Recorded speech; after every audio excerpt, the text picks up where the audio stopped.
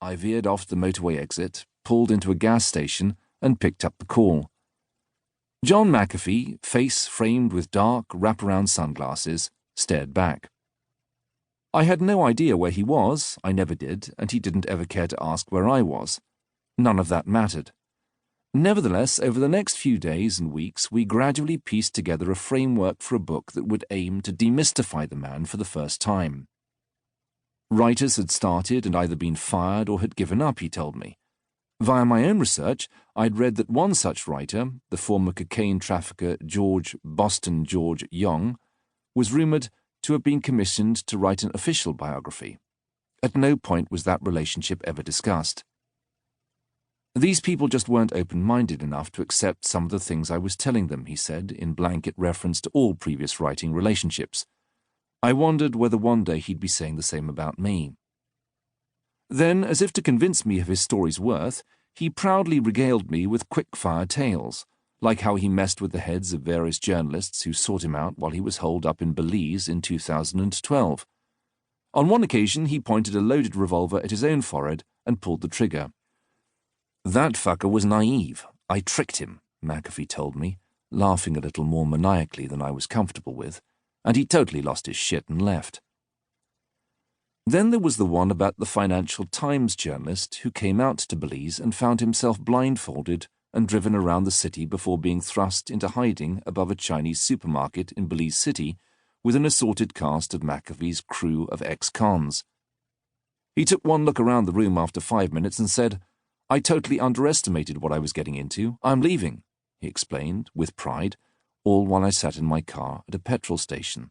I knew that McAfee was testing me on a couple of levels.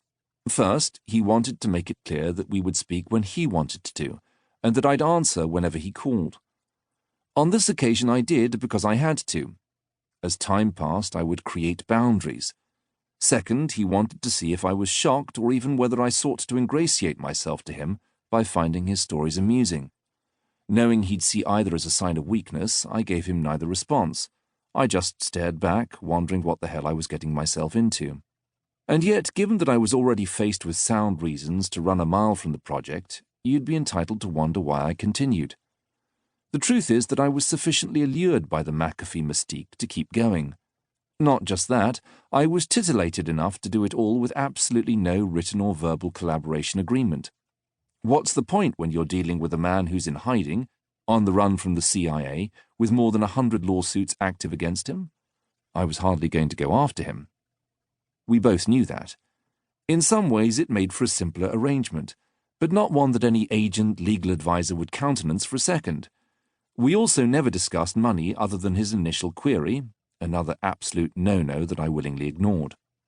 Instead, like McAfee had done his entire life, I just rolled the dice, and over the following days we proceeded with our plan to write this book that he told me he has always threatened to write in response to constant demands from his million-strong army of Twitter followers.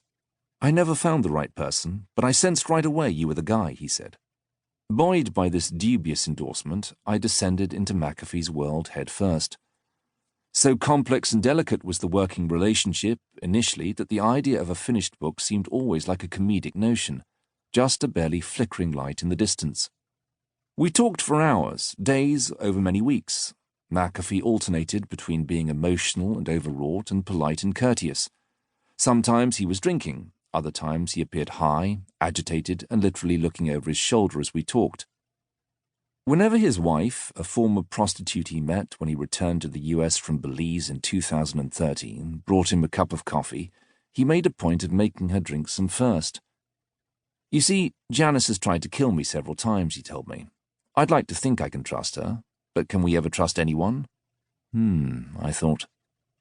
Regardless, John McAfee promised to tell me his life story in many, many layers.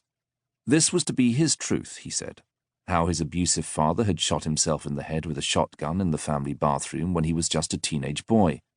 How, through his affinity with mathematics, he found a way to simultaneously be an indispensable polymath genius and also ride roughshod over almost every major company that hired him in his 30s, showing up as infrequently as possible to whatever office he'd been hired to run. How, after a life-changing hallucinogenic drug trip, he drove 300 miles with a view to killing his first...